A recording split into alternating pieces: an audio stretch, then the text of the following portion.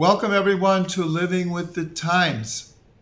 Tomorrow is Rosh Chodesh Adar Aleph. Actually, it's a 2-day new moon, Rosh Chodesh. So it'll be on Friday and Shabbat. And I called it Adar Aleph because this year is what's called a Shana Mu'beret, a pregnant year, meaning there are 2 months of Adar, Adar Aleph and Adar Bet. So why do we have an extra month? What's called a leap year. And that is because we have a lunar calendar. The Jewish calendar is a lunar calendar. And the lunar calendar is 11 days shorter than the solar calendar. The solar calendar is 365 days, and the lunar calendar is approximately 354 days. And so in the Torah it says that Pesach must be observed in the spring, because in the spring you came out of Egypt. So if we had only a lunar calendar, that would mean that every 3 years, Pesach would move a month. And so if you multiply that by 6 years or 9 years, and all of a sudden, Pesach would not be in the spring anymore. So in other words, to be able to fulfill this idea that the Torah tells us that Pesach must be in the spring, so in order to do that, we add 7 times in every 19 years a leap month. And that keeps us in tune with and in sync between the solar calendar and the lunar calendar. But it's much deeper than this, because the solar calendar represents, the sun represents the idea of things being permanent.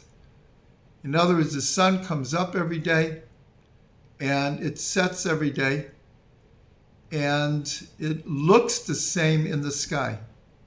The moon, as we know, as it waxes and wanes, so it comes up throughout the whole night, and it goes from just a sliver to a full moon back to a sliver.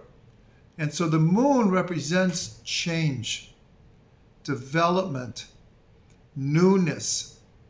And the sun represents stability and foundation. And we need both in our lives. We need stability, but we also need change. And so the Jewish calendar is based around, symbolically, unifying these 2 energies of the sun and the moon.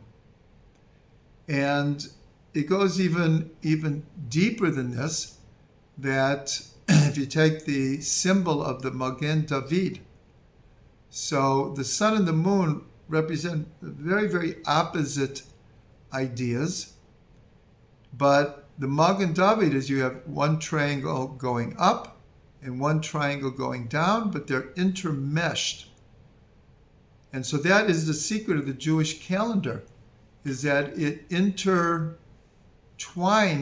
both the solar calendar and the lunar calendar. So let's just say a word about this new month of Adar. Adar is the last month of the year. And this year we have 2 Adars. But in both cases, it's the last months of the year. The following month is Nisan, which is the new year of the months, the first of the months.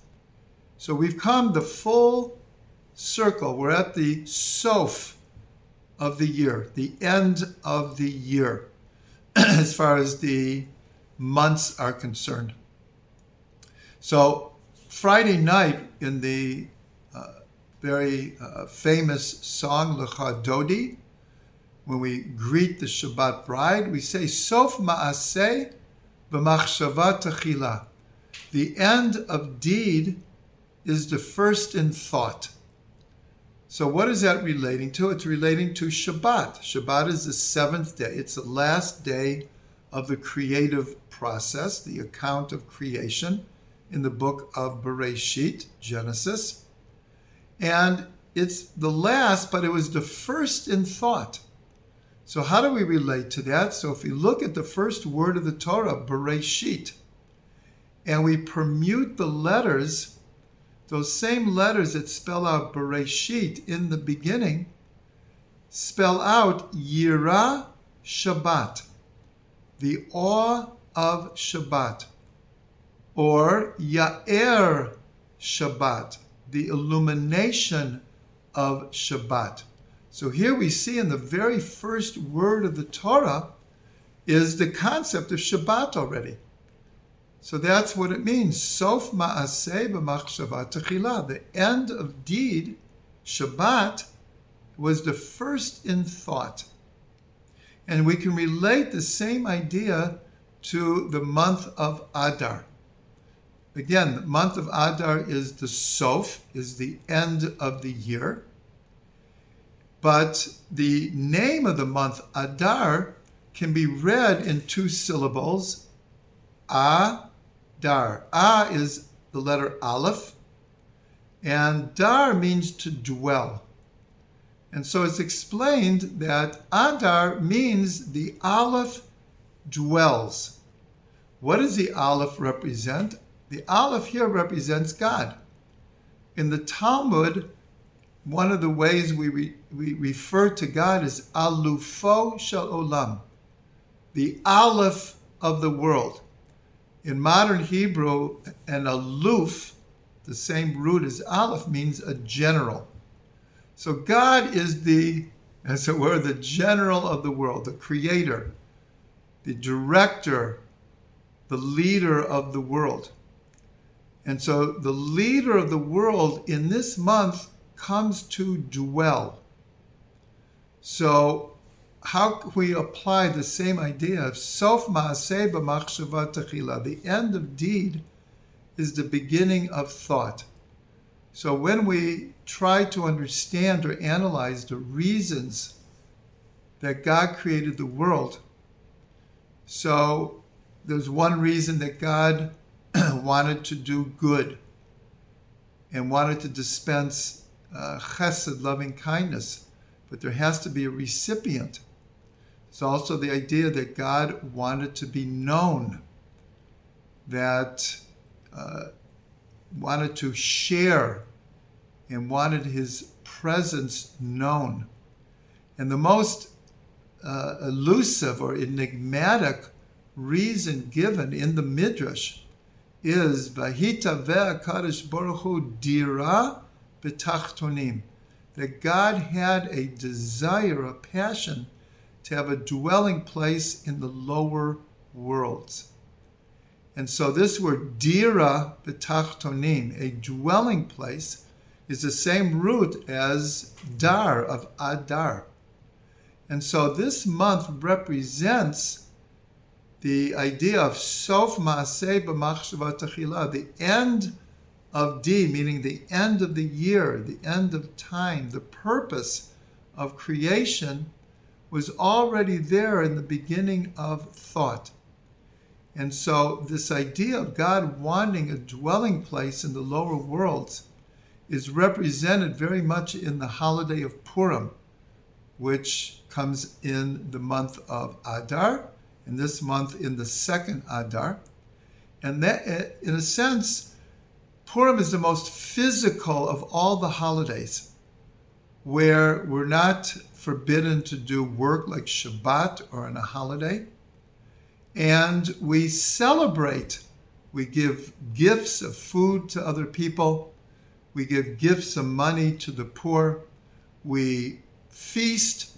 We celebrate. We eat and we drink in the most physical way. And so this, in a sense, is the purpose of creation, is God wanted a dwelling place in the lower worlds. God wanted to reveal divinity in physicality. spirituality in physicality. And so Adar, the Aleph, comes to dwell in the physical world. And so all of the mitzvot that we do, virtually all the mitzvot involve either a physical object, a physical action, or speech. And speech is considered an action. All of the mitzvot are tied to this world, to physicality. But that is where God wants to dwell. And that's why probably the most important idea of Judaism is to rectify this world and to refine this world and to make it a place for God's presence. And so this month, we should all strive in our own way to help make a dwelling place for God amongst us.